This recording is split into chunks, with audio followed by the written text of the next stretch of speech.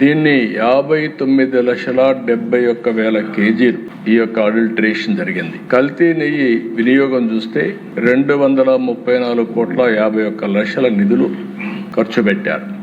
అదే కాకుండా ఆర్గనైజ్డ్ నేరంతో లడ్డు ప్రసాదం అపవిత్రం చేశారు. ల్యాబ్లకు కన్నుగప్పి టెండర్లు దక్కించుకొని, అంటే లీనియంట్ వ్యూ లేకపోతే ఇది జరిగేది కాదు. 19-24 మధ్య కాలంలో మీరు ఒకసారి చూస్తే 20,01,00,000 లడ్డూలు కల్తీ నెయ్యితో తయారు చేశారు. అధికారులు, నిపుణులు, సిండికేట్ అంతా కలిసే ఇది జరిగింది.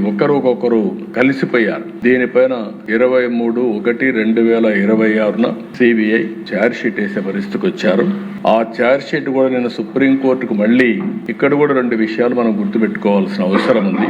ఈ కేసు ఏదైతే నా నోటీస్కి వచ్చినప్పుడు నేను ఆ రిపోర్ట్ బేస్ చేసుకొని అనౌన్స్ చేశాం. ఉప ముఖ్యమంత్రి గారు చెప్పినట్టు ఆ రోజు మేము అందరం కూడా ఆలోచించుకొని అనౌన్స్ చేశాం. అనౌన్స్ అంటే నేను చెప్పాను, అడిగితే కూడా నేను వివరాలు చెప్పాను. అది అయిన తర్వాత దీని మీద ఒక సిట్ వేయాలని మేము ఆలోచించాం. ఇలాంటివి పునరావృతం కాకుండా చేయడానికి ఒక సిట్ వేయాలని చెప్పి ఆలోచిస్తే దానిపైన ఛాలెంజెస్ సుప్రీంకోర్టు పోవడం, సుప్రీంకోర్టు దీని మీద అధ్యయనం చేసిన తర్వాత ఇది రాజకీయ కాంట్రవర్సీ ఉండకూడదనే ఉద్దేశంతో రాష్ట్ర ప్రభుత్వం, కేంద్ర ప్రభుత్వం అధికారులతో ఒక సిట్ ఒకటేసి సిబిఐ ఆధ్వర్యంలో ఎంక్వైరీ చేయమని ఒక సిట్ కాన్స్టిట్యూట్ చేసే పరిస్థితికి వచ్చారు.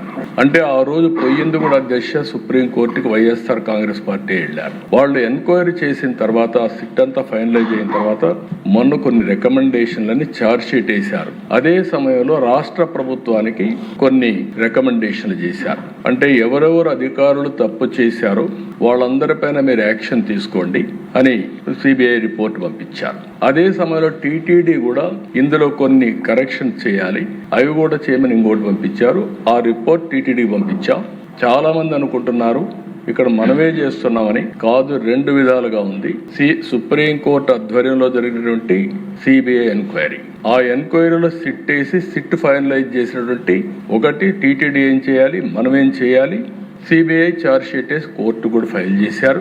నిన్న కోర్టు కేసింది నెంబరింగ్ కాకపోయినా మళ్ళా వైఎస్ఆర్ కాంగ్రెస్ పార్టీ ఆధ్వర్యంలో కానీ ఎవరైనా కానీ సుబ్రహ్మణ్య స్వామి గారు అడ్వకేట్ కింద సుప్రీంకోర్టులో వేసే ఫైల్ వేశారు. దీన్ని అడ్డుకునే ప్రయత్నం చేస్తే సుప్రీంకోర్టు చాలా స్పష్టంగా ఇందులో నథింగ్ రాంగ్, దీన్ని లాజికల్గా తీసుకుపోవాల్సిన అవసరం ఉంది, ముందుకు బొమ్మని వాళ్ళు వేసిన రిట్ని డిస్మిస్ చేసే పరిస్థితికి వచ్చారు.